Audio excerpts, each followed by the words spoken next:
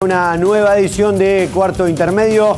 Estamos en vivo a través de Litoral Televisión y en internet en regionnet.com.ar de aquí hasta las 23:30. Estamos, por supuesto, en la web y también en la señal en directo. Lo que tenemos para contarles es que en el día de hoy vamos a abocarnos a, podríamos decir, una mesa judicial. No de las mesas judiciales de las que se habla tanto a nivel político, sino una mesa judicial, en este caso a nivel local. Y es algo de lo que queremos, de alguna manera, tener una vez al mes acá en Cuarto Intermedio para abordar casos en particular, casos judiciales en particular, o temáticas más desde lo macro, como el tema que vamos a abordar esta noche, la famosa puerta giratoria. De eso vamos a hablar. ¿Existe? ¿No existe como tal? ¿Hay una construcción simbólica de la misma? ¿Cuánto tienen que ver los medios de comunicación en ella?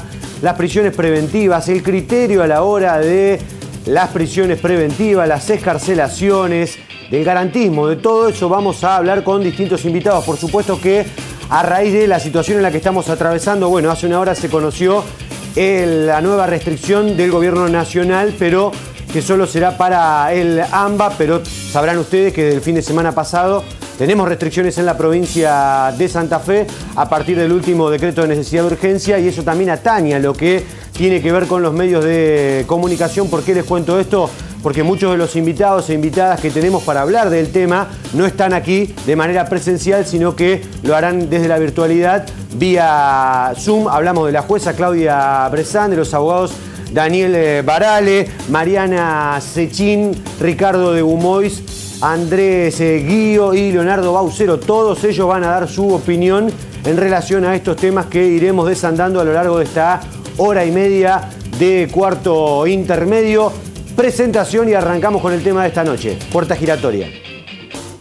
Bueno, arrancamos el programa propiamente dicho esta noche. Las vías de comunicación, como siempre, las redes sociales, en Face, en Instagram, en WhatsApp también, Twitter y las líneas fijas del canal. Todo eso para de aquí hasta las 23:30, un único tema, mesa judicial, en este caso en particular, la cuestión de la puerta giratoria, la llamada puerta giratoria de la justicia, si eso no, por ejemplo, selectivo el sistema penal en la República Argentina. Desde ya el agradecimiento, por supuesto, a mis compañeros y compañeras del canal que están haciendo un esfuerzo para que en el día de hoy, por ejemplo, tengamos tantos invitados e invitadas vía Zoom. Primero saludo a quien tengo acá en la mesa, Daniel Barale. Dani, gracias por venir. Rodrigo, y muchas gracias por la invitación. No, por favor, siempre bienvenido. Gracias. Bueno, y voy a empezar a saludar y a ir directamente a meternos en el tema con quienes tenemos en estos momentos conectados. Arranco por, bueno, lo tengo a Ricardo de Gumois. Ricardo, ¿qué tal? ¿Cómo va? Buenas noches.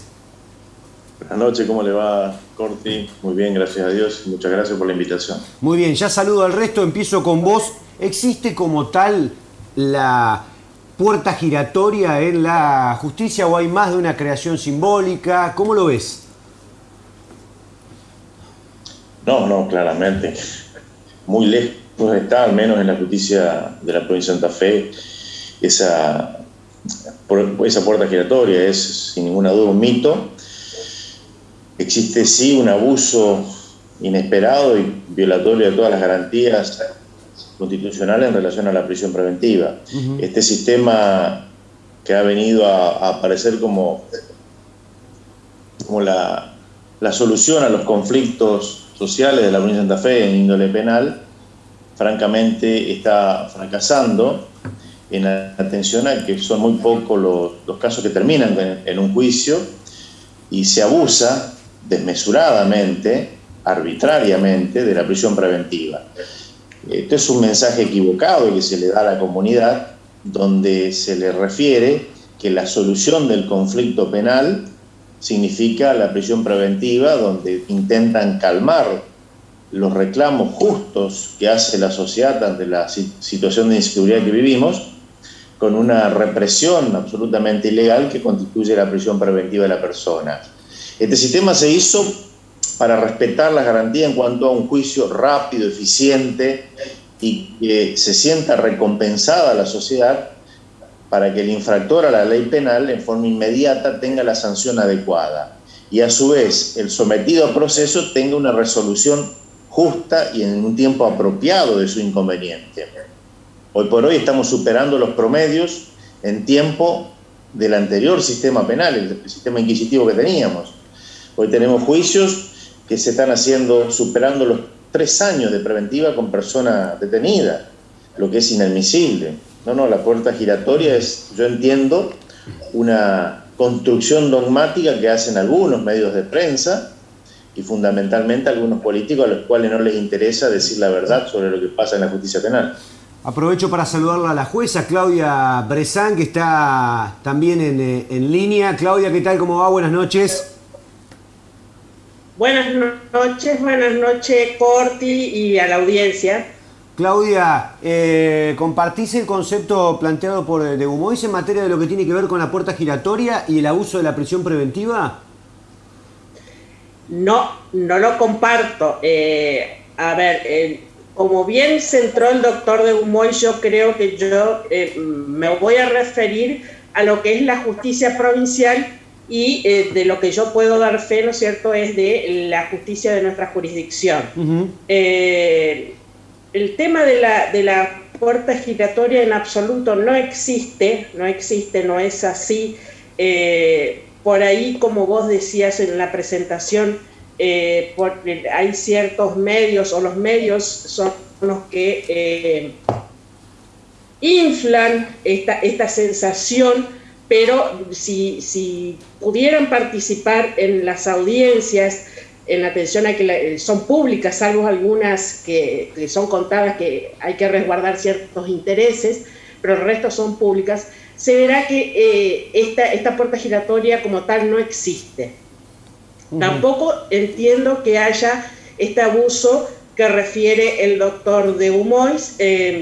Entiendo que si se acreditan los peligros procesales concretamente que están previstos en la legislación, en el Código Procesal Penal, los jueces nos tenemos que atener a lo que se invoca en cada una de las audiencias y tomar la medida que consideramos atendible en cada caso concreto. Uh-huh. Y algunas veces son las de prisión preventiva, algunas veces son de libertad, o algunas que otras veces son prisiones preventivas por cierto lapso para garantizar o custodiar ciertos fines del proceso. Todo depende de cada caso en concreto, pero esta puerta giratoria en la general de los casos no existe. Andrés Guido, ¿qué tal? ¿Cómo va? Buenas noches. Te pregunto, ¿por qué tiene tanta fuerza el concepto de la puerta giratoria si tal como los planteaban tanto Claudia como Ricardo no existe? Buenas noches, Rodrigo, buenas noches a todos los presentes y a la audiencia.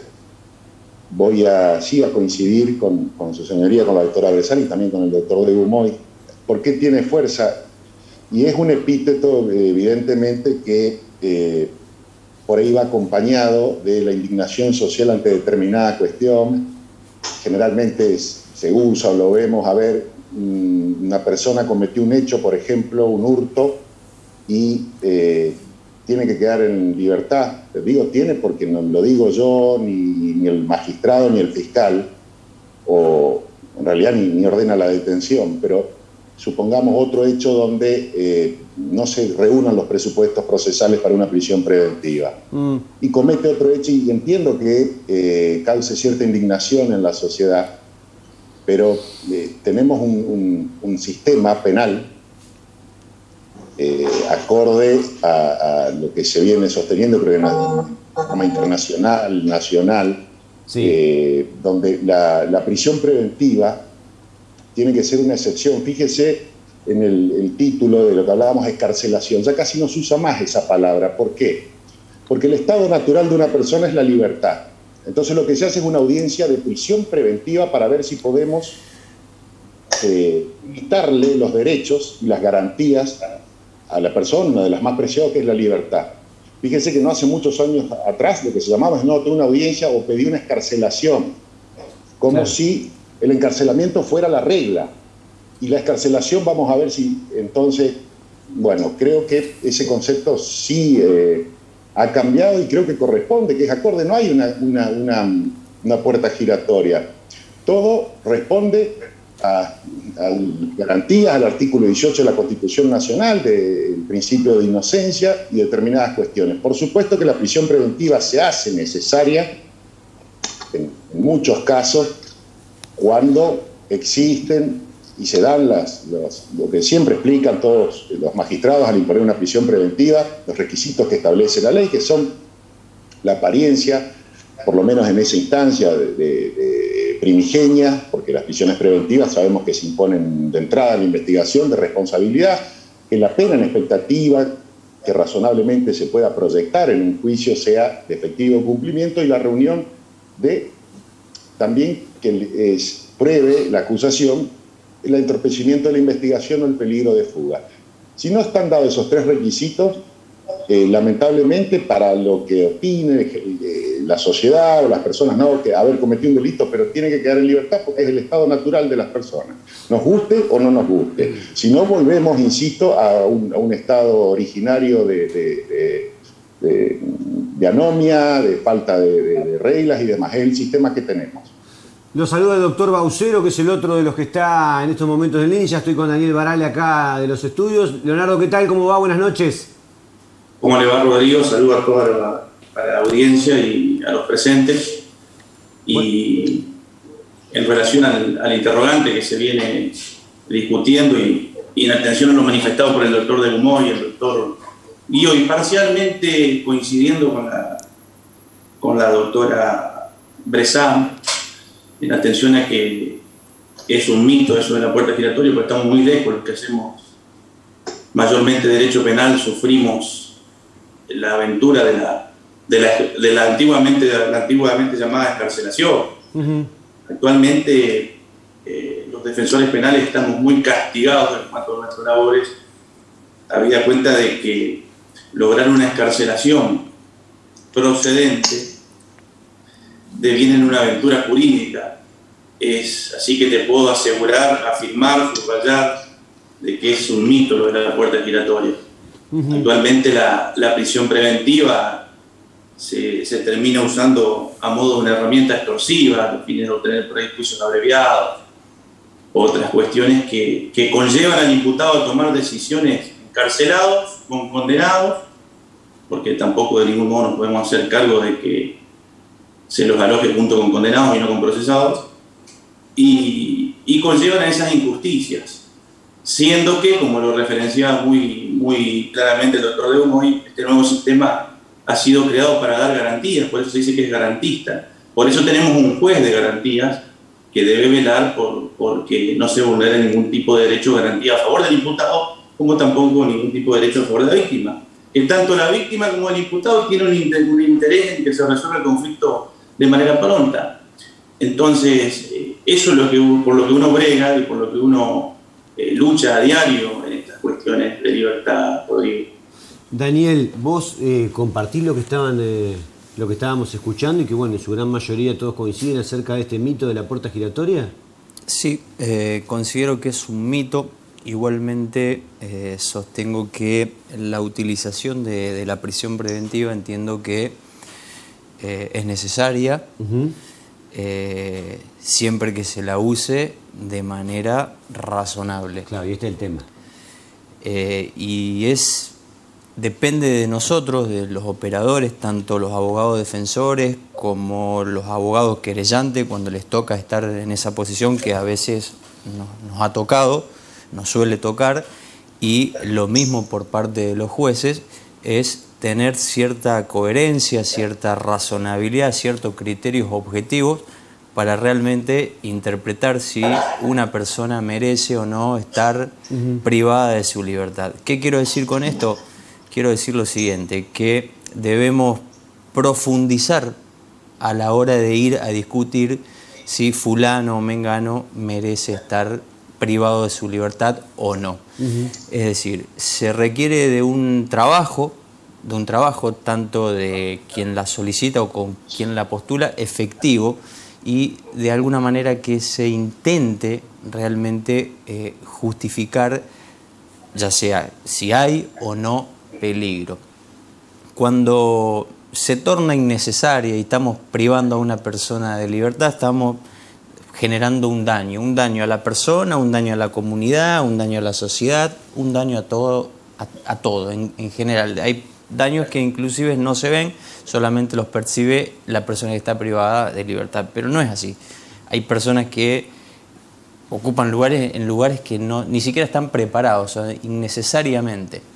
Sí creo que es necesaria el uso de la prisión preventiva, porque los señores fiscales, quienes nos representan, tienen que investigar, necesitan tener un espacio para investigar, las investigaciones llevan su tiempo y me parece razonable. Pero terminado ese fin, ya la persona tiene que estar en libertad, porque lo dice la Constitución Nacional, que toda persona debe estar esperando un juicio y sometida a proceso en estado de libertad. Vuelvo a insistir, cuando se excede ese límite y se pierde esa razonabilidad, ese criterio, ya la prisión preventiva queda totalmente desnaturalizada y no hace más que provocar daño. No solo a la persona que está privada de libertad, sino a las demás funciones. Para cerrar con el tema de lo de la puerta giratoria y para lo que es el primer bloque, te quiero preguntar primero a Claudia como jueza. Claudia, ¿vos no crees que también esta cuestión de, bueno, cómo juegan ciertos medios de comunicación, ya lo han manifestado en materia de lo que tiene que ver con este concepto de la puerta giratoria, muchas veces toma inclusive mayor fuerza este mito que dicen ustedes cuando se dan casos de reincidencia?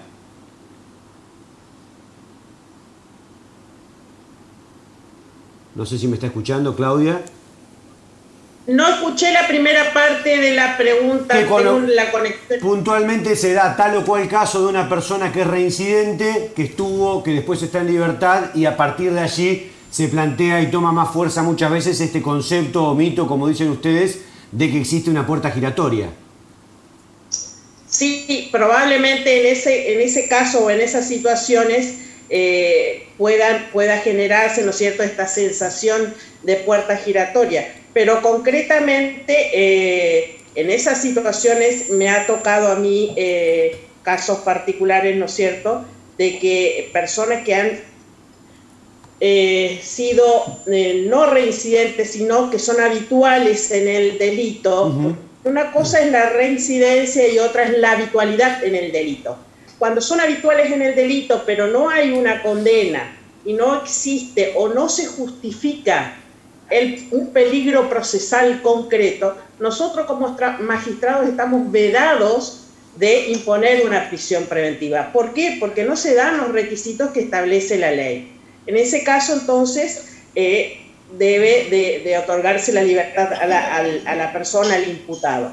Otros casos en que sí hay habitualidad y donde sí se acredita, ¿no es cierto?, que existen extremos que están en peligro, como ser custodiar o proteger a la víctima, en esto de los criterios que tiene el Código Procesal Penal respecto para interpretar lo que es la peligrosidad procesal. En esos casos, obviamente, sí se impone la prisión preventiva. Ricardo. Sí, yo creo que está tergiversado en algunas circunstancias, estimo que con algún interés, y en otras cuestiones, en la gran mayoría de la gente, es un desconocimiento, porque se inculpa, cuando se habla de puerta giratoria de la justicia, automáticamente dicen los jueces. Sí. Y la gente debe conocer que en realidad nosotros tenemos un sistema penal donde tenemos un juez de garantía, y cuando el que debe peticionar una medida cautelar debe acreditarle al magistrado que se cumplimentan los extremos necesarios, como lo explicaba la doctora Bressan, para que esa persona quede caucionada. Entonces, esas circunstancias hacen que muchas veces la sociedad le ponga un saco que no le corresponde a los magistrados, porque se le echan culpas ajenas, diciendo, fulanito entró ayer a robar una garrafa y la semana pasada había robado una batería y la semana anterior había entrado a robar un tendal. Sí. Y como sintética y magistralmente lo explicó la otra vez antes, eso está hablando de contemporaneidad y habitualidad en el delito, pero no está hablando de reincidencia.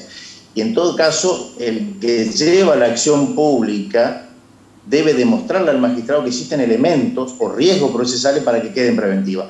No acreditado eso, el juez tiene la obligación legal de disponer la libertad, porque como lo dijo Andrés, el estado natural de la persona es la libertad.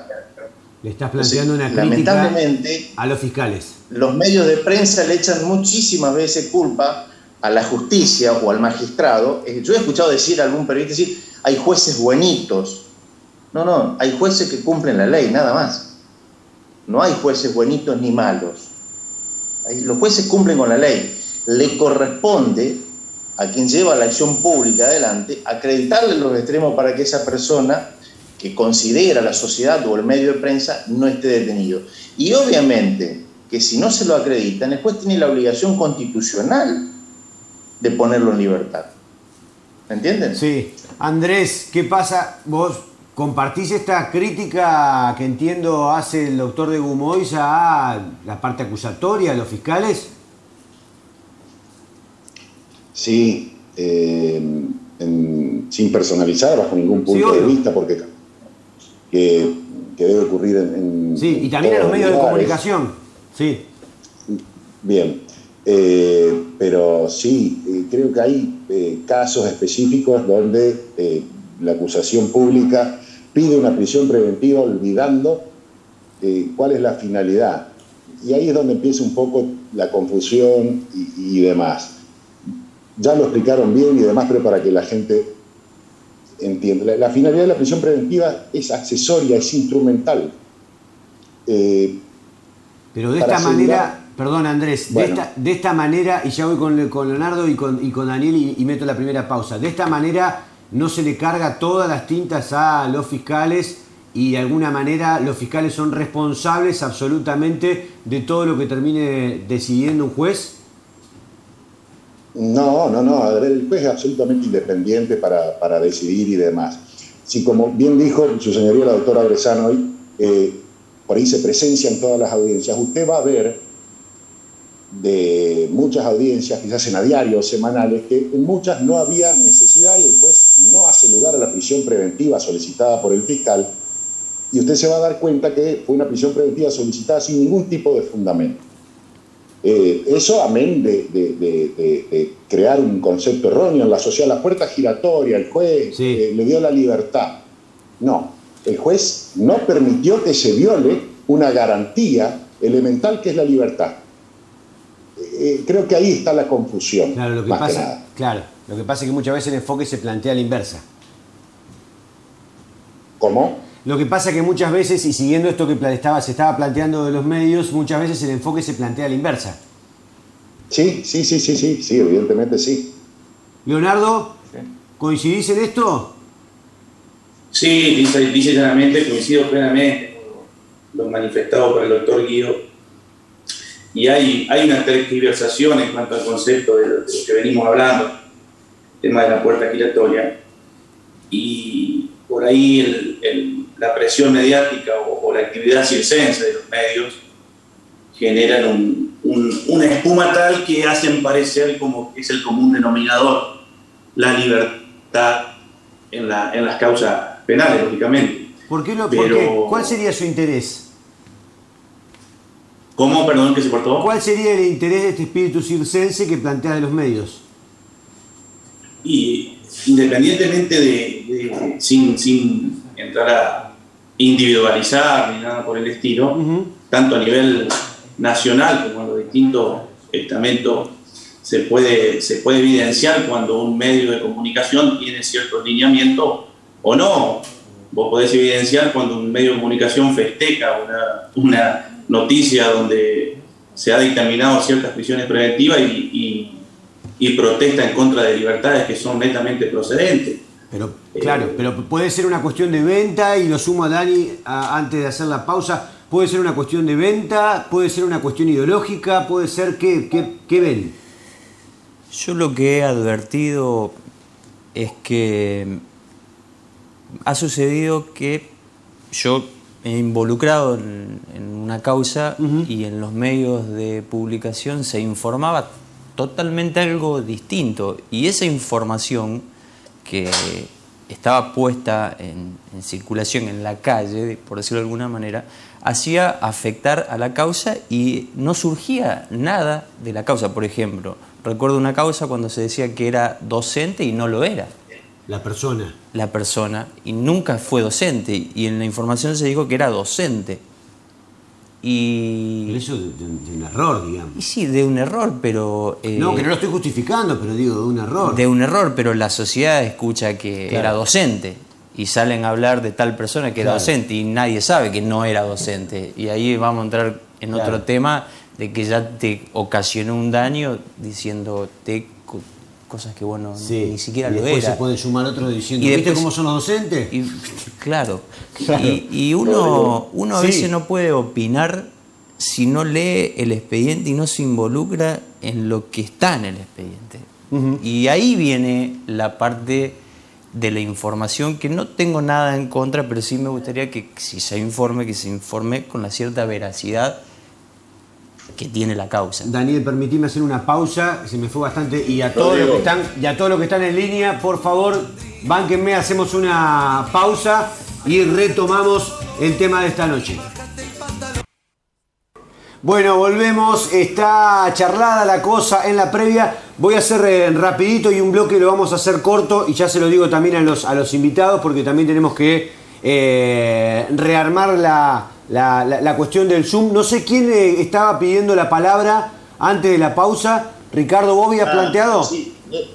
Sí. Un comentario nada más de lo que a veces significa en la opinión pública. Sí. Hoy hay una noticia que recorre los medios nacionales, obviamente vamos a hablar del Código Nacional en realidad, de la excarcelación de López. Ajá. ¿Se acuerdan del bolsón? El de los bolsos, sí. Pero lo que, claro, sucede que en los titulares aparece y todo el mundo relativamente escandalizado dice, excarcelaron a López. Lo que no lee en la letrita chica, que dice que está hace 4 años en prisión preventiva. Entonces, eso en la justicia provincial no pasa jamás, doctor. No existe. En nuestra justicia provincial no existe, es verdad. Entonces, eso también sería conveniente que los medios lo divulguen y lo sostengan. La provincia de Santa Fe, en este momento, está siendo punta de lanza en lo que significa un sistema acusatorio con raigambre y defensa de los derechos constitucionales. Entonces, tildar de puerta giratoria, tildar de ineficaz a la justicia, no nos hace bien, porque realmente no es cierto. A veces la mala información que produce que el público se transforme en irascible, pensando, qué barbaridad lo que está sucediendo, y no terminan de conocer las consecuencias o la totalidad de la información.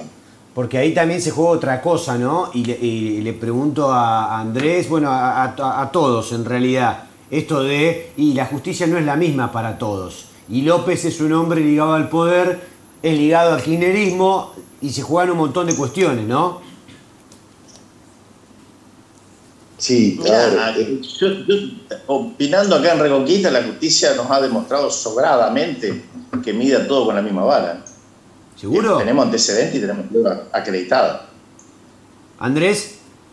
Sí, opino exactamente lo mismo. Voy a hablar de la justicia local, no conozco porque sería ya hablar de algo que no sé, pero acá localmente la venda de la justicia, en esa representación de la imagen de la justicia que todos vemos con la venda en los ojos, con la espada y con la balanza, quiere decir que no mira a las personas sino los hechos. Creo que aquí todos los magistrados, tanto de primera como de segunda instancia, estoy hablando de la Cámara Penal, no hay ninguna cuestión que decir en cuanto a eso. No hay privilegios, no hay personas con poder o sin poder, pero como decía Ricardo, tenemos sobradas muestras de resultados de juicio ya en eso. Usted va a ver que una persona absolutamente sin recursos, con un delito que podría decir que una pena en expectativa importante, logró una excarcelación con la defensa pública. Pero Andrés, ¿cualquiera puede lograr acceder a la misma defensa? Con distintos bolsillos, con distintos contactos, con distintas llegadas al poder. ¿Cualquiera logra la misma defensa? A ver, en primer lugar tengo que destacar el servicio público de la defensa penal, la calidad de los colegas, tanto los que estuvieron antes alguna, la doctora Zenobi es magistrada, por ejemplo, la doctora Pierini, el doctor Esteves es magistrado, el doctor Toñolo y la doctora Noel Severo tienen una calidad, una autoridad intelectual grandísima y profesional también. Yo creo que ahí, Rodrigo, voy a decir la misma defensa. La defensa es siempre la misma, pueden cambiar las estrategias o no, los hechos son siempre los mismos. Está en la habilidad del fiscal de tratar de probarlos y del defensor de intentar que no lo acredite, o si el hecho no ocurrió, o si hace alguna aseveración, una afirmación que lo deslinde de responsabilidad, también de probarlo. Pero no creo que haya una diferencia hoy en día en eso. Estoy hablando del nuevo sistema acusatorio. Antes, evidentemente, sí había un solo defensor para toda la región, con un proceso escrito, con expedientes que le llegaban abarrotados en un solo día, tenía que hacer 10, 12 defensas, y sí, calculo que no habrá sido lo mismo, ¿me entiende? Pero hoy, sinceramente, creo que sí, que todas las personas tienen un derecho y acceso a una defensa de igual calidad. Leonardo, ¿me vas a decir también que la justicia es ciega? Ya, en lo que refería el doctor Guido voy a coincidir. Es la realidad.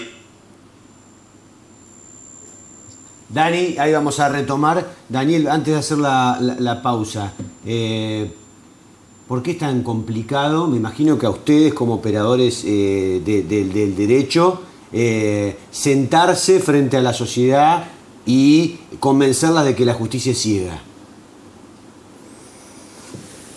Porque me imagino que no es sencillo. No me gusta hablar de si la justicia... ¿De la ceguera? Sí, no, sí, la verdad que no. Cámbiale el eufemismo si quieres. Yo pienso que el derecho tiene una trilogía. Sí. Entre lo que es la norma, entre lo que es la realidad social y lo que es la justicia. Y a veces esas tres cosas no van de la mano. ¿Por qué? Porque muchas veces la realidad social nos habla de una cosa y la norma de otra, a veces no van al mismo ritmo, y esa diferenciación hace que a veces exista lo que se llama la justicia o la injusticia. Esto no lo digo yo, lo dicen los doctrinarios, Goldsmith lo decía, y parte de esa idea, de la trilogía del derecho, entre la norma, la realidad social y la justicia. Hacemos una pausa, la segunda, y ya retomamos, por supuesto. Hay más abogados, está Mariana Sechín, como les dije. Daniel, gracias por venir. Gracias, muy amable por la invitación. Muy amable, tenemos que ir rotando también acá en estudio, a partir de lo que tiene que ver con los protocolos y de COVID, y tenemos, por supuesto, a Claudia Bressan, Andrés Guío, Leonardo Baucero y Ricardo Gumoy, que siguen en línea. Hacemos una pausa. Muy bien, estamos de vuelta haciendo este cuarto intermedio, ya lo saben, hasta las 23:30, distintos invitados. Ahora tenemos a Mariana Sechín acá, que está también en los estudios. Mariana, gracias por venir. Hola, buenas noches a toda la audiencia. Bueno, te hago una pregunta. Ahí tenemos mensajes que ahora los voy a compartir también con todos los invitados que están aquí y en la virtualidad.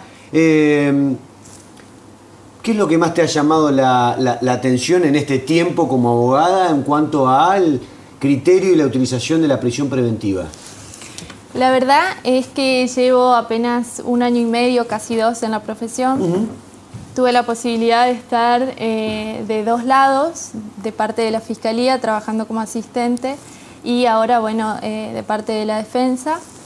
¿Qué es lo que más me ha llamado la atención en la prisión preventiva? La verdad, los requisitos, sobre todo, que es lo que establece el código que se deben dar, pero sobre todo en la prórroga de la prisión preventiva es lo que más me llama la atención, porque por lo general se suele referir y reforzar sobre el entorpecimiento probatorio, y antes de que finalice la prisión preventiva, por ahí se suele pactar un plazo, 60 días, 90 días dice el código, pero por ahí por cuestiones entre partes se pueden poner de acuerdo y lo bajan a 60, 45 días. Sí.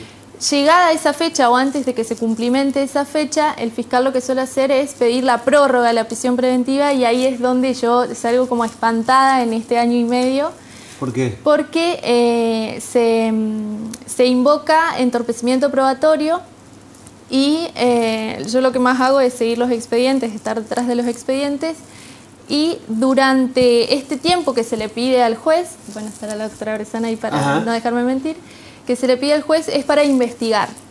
Y uno cuando va a la audiencia se encuentra con que el legajo ha quedado parado, literalmente paralizado, y se vuelve a invocar justamente esta cuestión de entorpecimiento probatorio en una investigación que ha quedado parada. Entonces eso es lo que más me asombra, lo que más me asusta, porque visito a los detenidos, sé en qué calidad están, mucho más en la celaduría de Reconquista, y entonces eso es lo que me espanta. Claro, mientras tanto la persona está exactamente, presa. Porque mientras tanto tenemos a una persona 60, 90 días o incluso sin plazo con una investigación literalmente paralizada.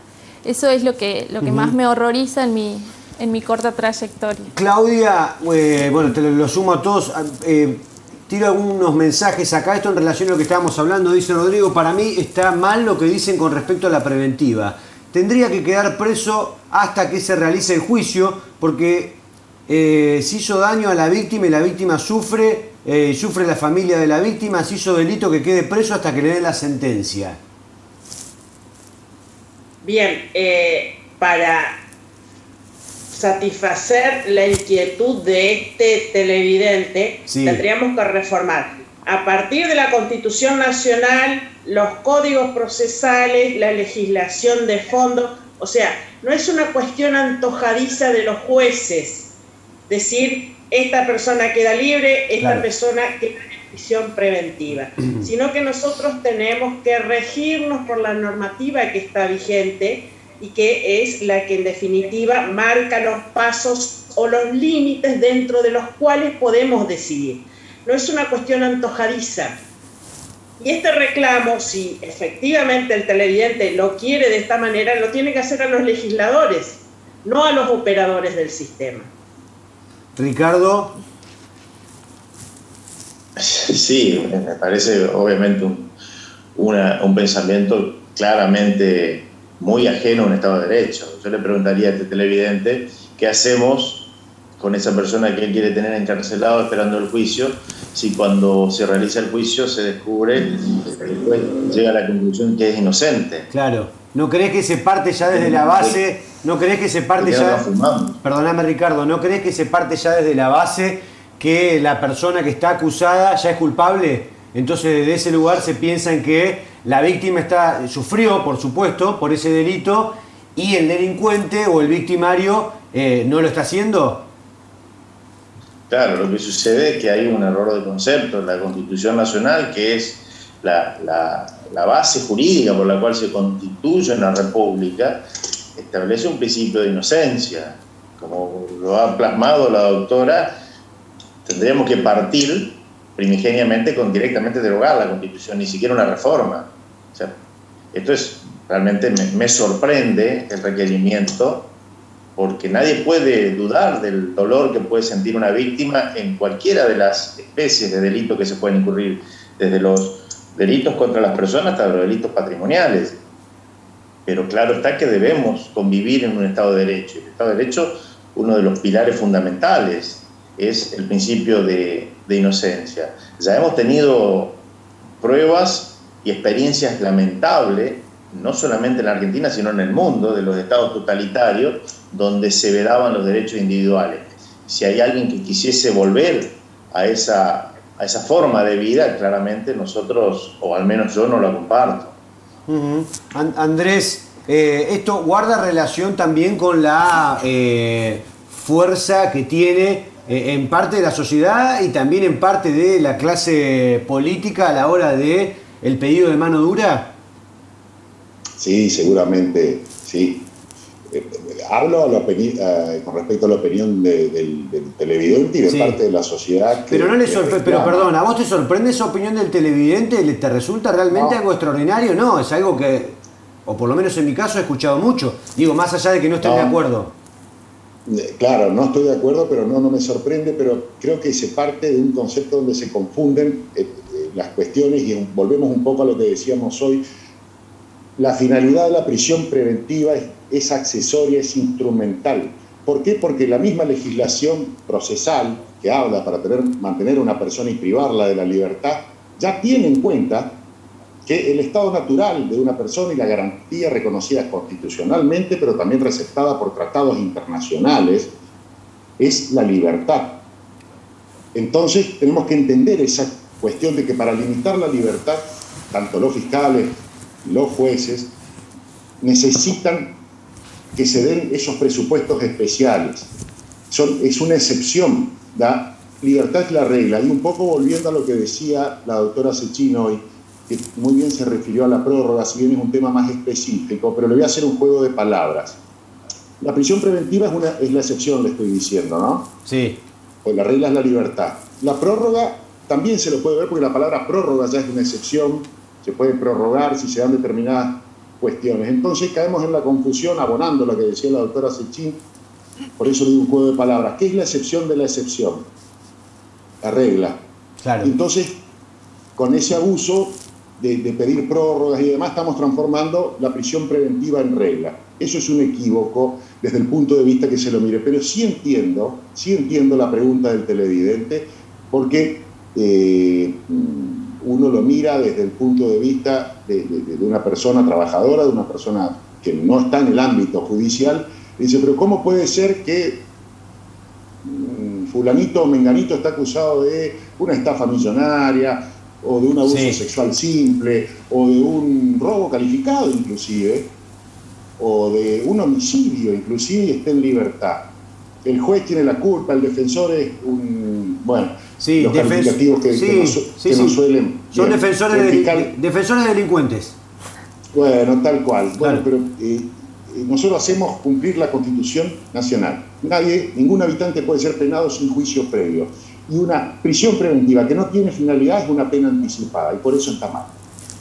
Leonardo, vos también sentís eso de que de alguna manera, fundamentalmente de los medios, vuelvo a la crítica o autocrítica de los medios de comunicación, se los marca fundamentalmente a los penalistas, fundamentalmente como que son defensores de los delincuentes, y automáticamente se los asocia y se dice que son también delincuentes?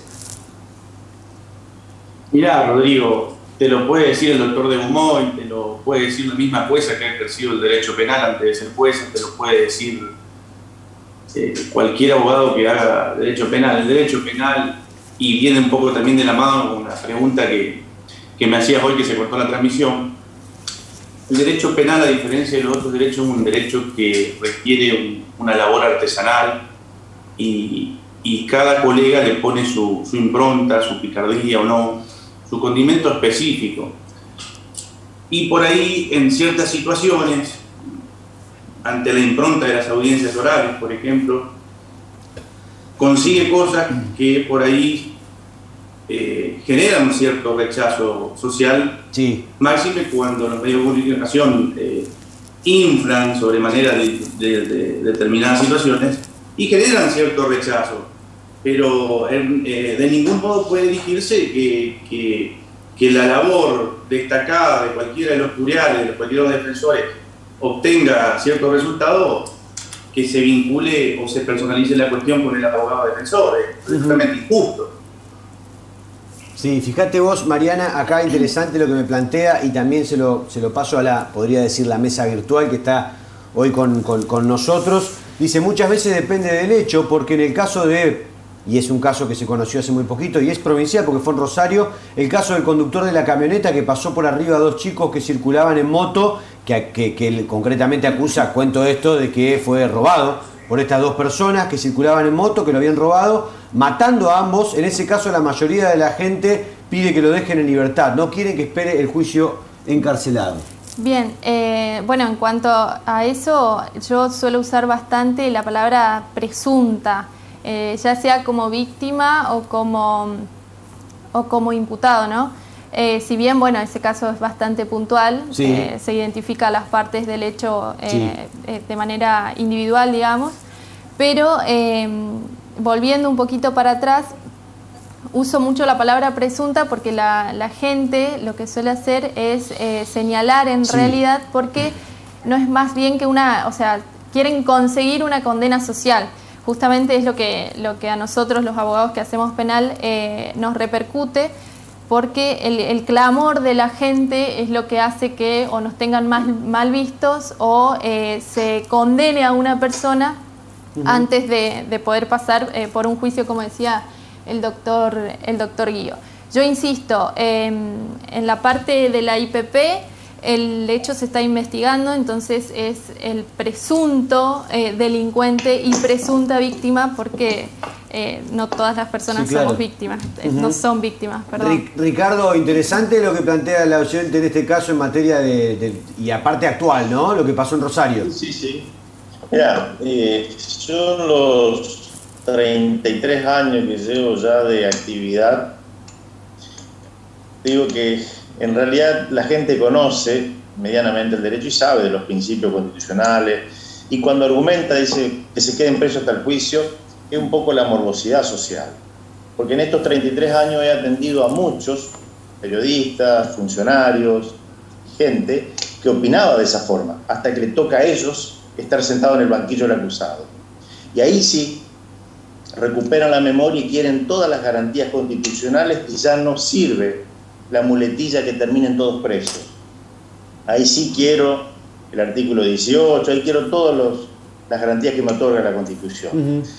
Yo entiendo que nuestra comunidad está un tanto cansada de esta suerte de desprestigio que hacen a la justicia, pero esto del juicio en libertad es propio de los países civilizados. Lo vemos a diario, y un ejemplo común es la película que vemos por Netflix. En Estados Unidos terminan de aprender a alguien por homicidio, lo llevan a tu juez de garantía, le ponen una fianza y se va a su casa a esperar el juicio en libertad. Y si hay alguien que entendemos que efectivamente intenta hacer cumplir la ley en el mundo, al menos en su país, es Estados Unidos. O sea, son las garantías básicas que tiene que tener una república. Sobre la cuestión que me comentaba de Rosario, haría mal en opinar porque no conozco el caso en concreto, pero la gente siempre aparece intentando defender a quien ellos piensan que son sus víctimas. Sí, porque está muy en juego la cuestión también de la justicia por mano propia. La justicia que no llega, entonces la justicio yo. Claro, pero cuando yo empiezo a hacer justicia por mano propia, me transformo yo en el victimario. ¿Me entendés? Sí. Bueno, y ahí está la cuestión, Claudia. Vos estabas asintiendo lo que planteaba recién de Humois. Ahora, ¿qué pasa con quienes de alguna manera argumentan esto? De que mucho de lo que sucede también sucede porque tenemos una justicia lenta.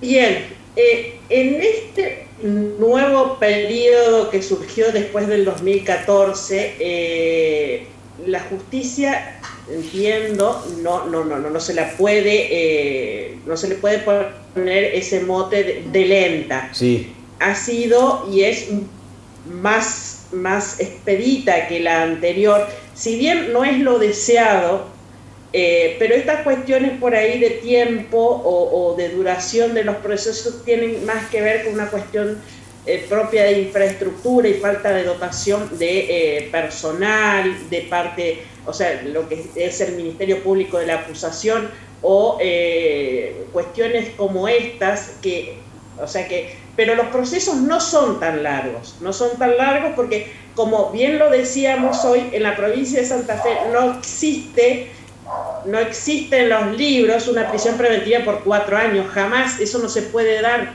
¿Por qué? Porque los plazos que nos establece el Código Procesal Penal nos obligan a actuar de manera rápida.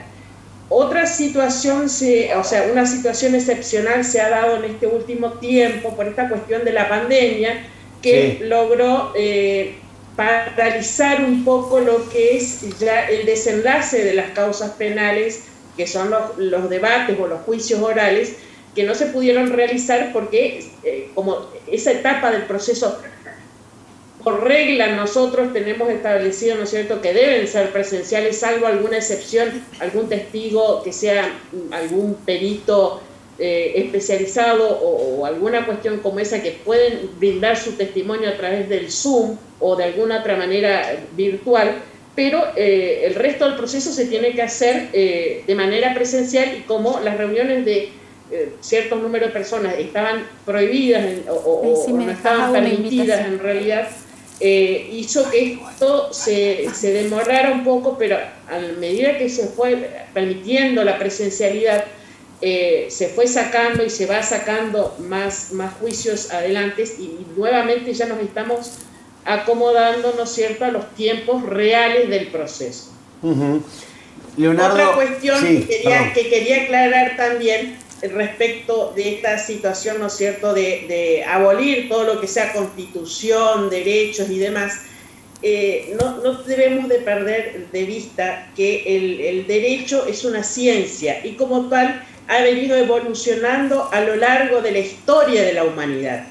Y hoy nos encontramos nosotros en la provincia de Santa Fe en los periodos más avanzados de lo que es la evolución del derecho, y como decía el doctor de Humoy, concretamente, ¿no es cierto?, abolir los derechos que reconocen la Constitución y las leyes sería retroceder en el tiempo y volver a épocas inquisitoriales donde, o sea, porque se sospechaba la casa de brujas, por ejemplo.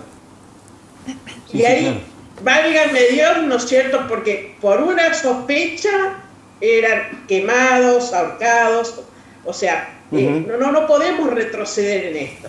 Debemos de seguir avanzando y, en todo caso, reconociéndoles más derechos a la víctima, sin que por ello se deje de lado los derechos que ya tienen y son reconocidos a los imputados, ¿no es cierto? Leonardo, te pregunto... Tenemos que seguir avanzando en esta historia. Perdón, Claudia, le pregunto, Leonardo, bueno, algunos mensajitos y hago una pausa porque si no, no voy a llegar. Bueno, y en base también a lo que decía Claudia, ¿qué pasa con los derechos de las víctimas? Dice, ¿alcanza con la figura de la querella que tiene hoy el nuevo sistema?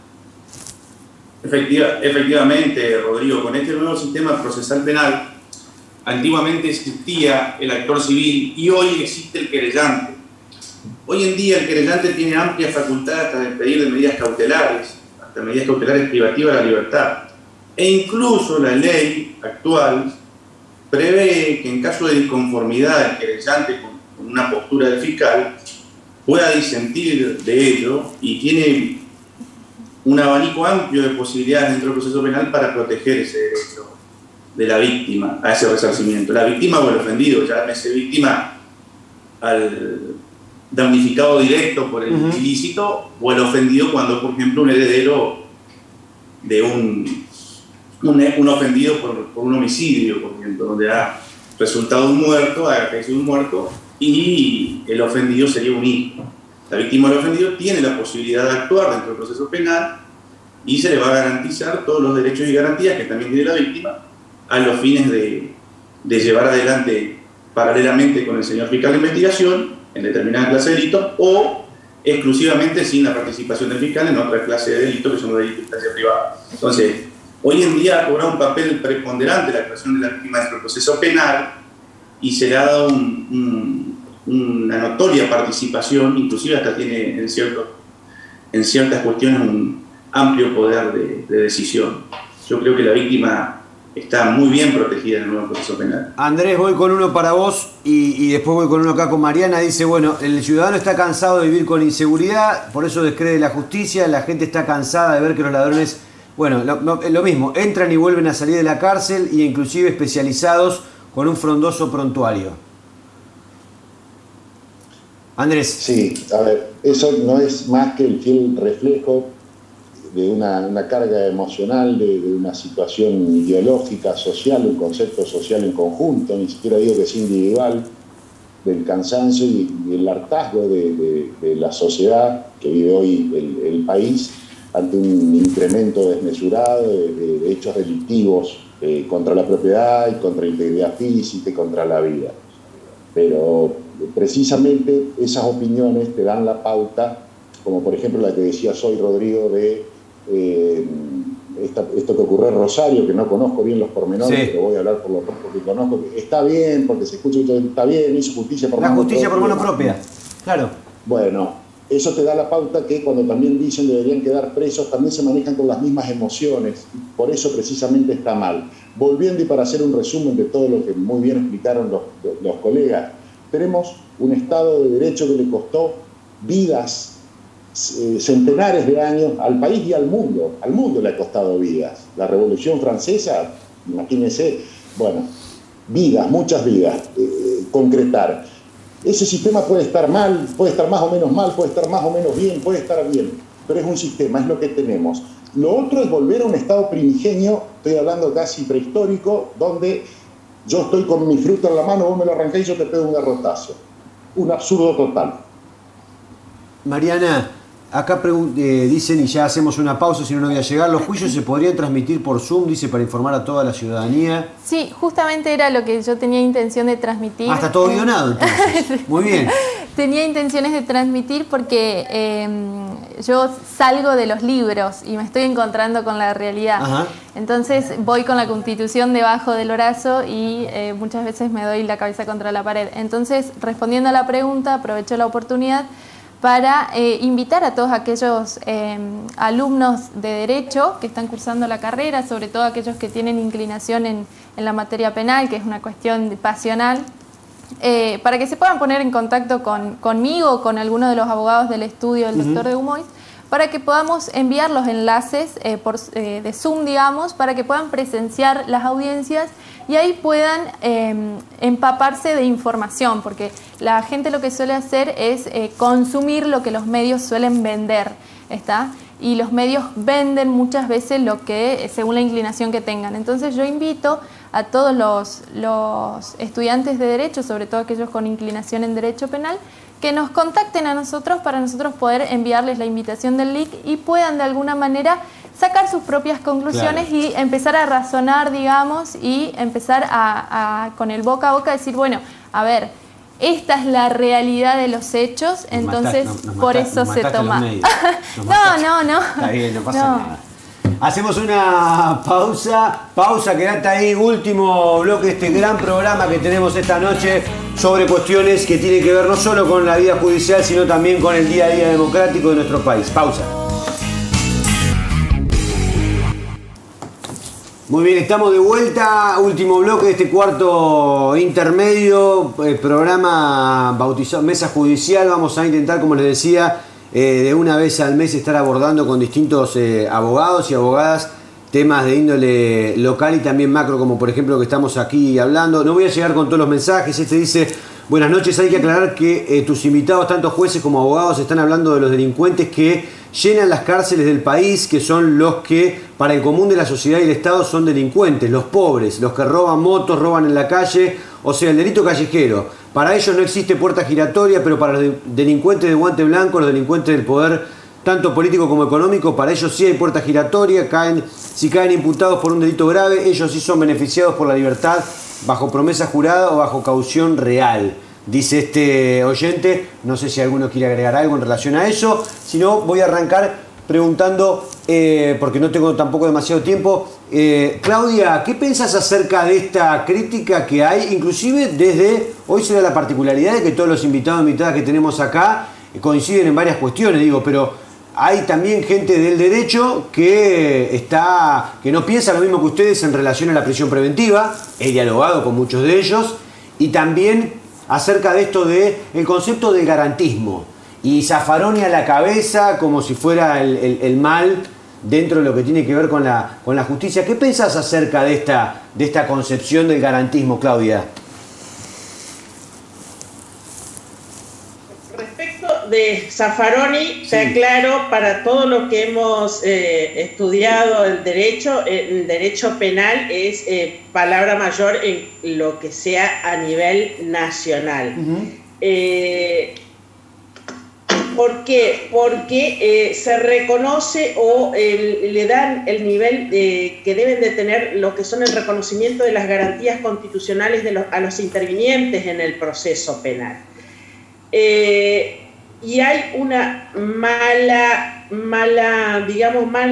prensa tiene, sí, el reconocimiento de las garantías constitucionales por esta cuestión, ¿no es cierto?, de querer a todo imputado preso, cuando en realidad tener a todo imputado preso significa violar como habíamos dicho desde un principio, desde la Constitución hasta la última ley provincial que exista, cuando no tiene sustento.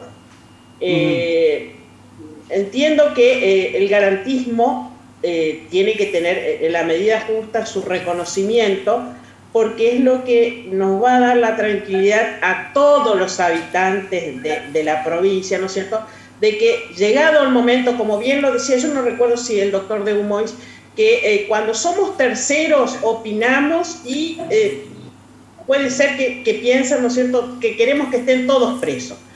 Pero cuando nos toca en persona, ahí nosotros queremos y manoteamos todas las garantías habidas y por haber y queremos que se nos apliquen. Claro. Nosotros, en mi caso concretamente como juez de garantía, yo tengo que velar por las garantías de todos los intervinientes en el proceso y tratar de, ¿no es cierto?, de resguardar a los participantes las garantías de los intervinientes en mi proceso. Ahí Andrés se plantea esta cuestión también de que las víctimas, en realidad no, los delincuentes tienen más derechos que las víctimas. Y si pensás lo contrario, sos un garantista. Bueno, sí, me quería referir muy breve a 3 cuestiones. Claro, se usa el término garantista en forma peyorativa, se usa en nuestro ambiente y también en el ambiente de ustedes, en el ambiente mediático. Pero es un juez garantista. Tal cual. Y fíjese usted, claro, qué ironía, porque la Constitución Nacional, los códigos, dicen, establece garantías a favor de las personas. Del mismo televidente ese que le mandó a usted, diciendo que estamos hablando aquí del delincuente común, pero no de personas con poder. Lo cual, insisto, voy a hablar de acá los antecedentes que tenemos en la región. No sé dónde es el televidente, pero evidentemente no está muy bien informado. Usted sabe, no voy a dar los nombres porque en algunos se los conoce por los medios, en algunos he intervenido, en otros no. Acá hay abogados presos, abogados condenados y no presos, médicos condenados e inhabilitados para ejercer la profesión, un presbítero de la Iglesia Católica, funcionarios públicos, funcionarios policiales. O sea, no es así, bajo ningún punto de vista. Eso estoy hablando ahora con este nuevo sistema penal, pero antes también ya existía. Y eso del garantismo es un concepto errado. Y eso que decías, Rodrigo, de que has hablado con muchos que no comparten lo que dijimos de la prisión preventiva, no estamos defendiendo a nadie, ninguno de los que están en esta mesa. Es más, creo que fuimos claros en el tema de decir que hay casos donde es sumamente necesaria, lo decía el doctor Baucero, la prisión preventiva. Por supuesto que sí. Si hay riesgo procesal probado de entorpecimiento en la investigación o probatorio, por supuesto que está muy bien, y como defensor, si mi cliente, estoy como defensor y mi cliente intentó entorpecer la investigación, o hay razones serias y verosímiles de que se va a fugar porque tiene antecedentes, porque tiene una doble nacionalidad, porque salió corriendo al lugar del hecho y fue aprendido, directamente hay muchas veces que ni siquiera apelamos las prisiones preventivas. Insisto, el error está en creer que cuando una persona o un juez en realidad le da la libertad o no hace lugar, en realidad, la prisión preventiva que solicita el fiscal, no quiere decir que el juez hace una apreciación sobre, es inocente, mató y lo dejó, el juez lo absolvió. No, simplemente conforme la Constitución Nacional entiende y respeta al juez y dice que no están dados los presupuestos para mantener a esa persona presa. Ricardo, hay una división dentro de lo que tiene que ver, como por lo menos yo veo desde afuera, entre, por ejemplo, estos de quienes plantean, como estoy escuchando ahora, acerca de lo que tiene que ver con el garantismo, y los que plantean directamente el garantismo y el concepto zafaroniano del mismo con esa carga peyorativa. Yo creo que en realidad quien conoce el derecho necesariamente debe ser garantista. Algún día se va a terminar, como bien lo ha dicho la doctora Fresán, esta mala prensa que tiene el doctor Zaffaroni, que si el lego supiera quién es efectivamente Zaffaroni, y me permito disentir con la doctora Fresán en esta, que no es a nivel nacional. Zaffaroni es un maestro internacional. O sea, a la Argentina en derecho penal se la conoce en muchas partes del mundo, por ejemplo la escuela de Bonn por Zaffaroni. Entonces, el día que conozcamos quién es realmente, nos daríamos cuenta que es imposible hacer derecho sin ser garantista, porque está implícito en esto. Una de las garantías más loables es la publicidad. Justamente este nuevo código venía con esa historia. Como decía la doctora Sechín recién, hay muy poca concurrencia, hay una orfandad de público en los juicios, sí, atroz. Increíblemente, salvo en casos muy altisonantes, que los podemos contar con los dedos de una mano, en el resto, y lo que está la doctora Bressan, que tiene mucha experiencia, porque diariamente está haciendo juicios, no va nadie a mirar los juicios. A mí me llama la atención, por ejemplo, profesores universitarios, acá tenemos Facultad de Derecho, y nos llevan sus alumnos de procesal penal a mirar un juicio. O sea, los alumnos terminan recibiéndose y jamás fueron a ver. Claro.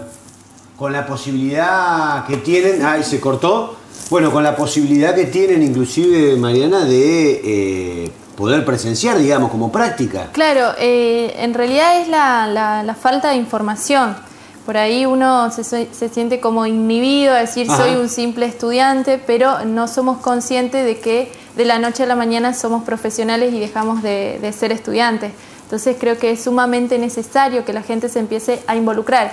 Máxime que le gusta opinar. Entonces uno tiene que empaparse e instruirse del derecho si quiere opinar justamente del derecho. Mariana, y cierro ahora con esto. Los medios de comunicación, dice, reproducen lo que pueden llegar a informar. La gente está descreída de la justicia y si sigue así van a tomar, bueno, dice justicia por mano propia.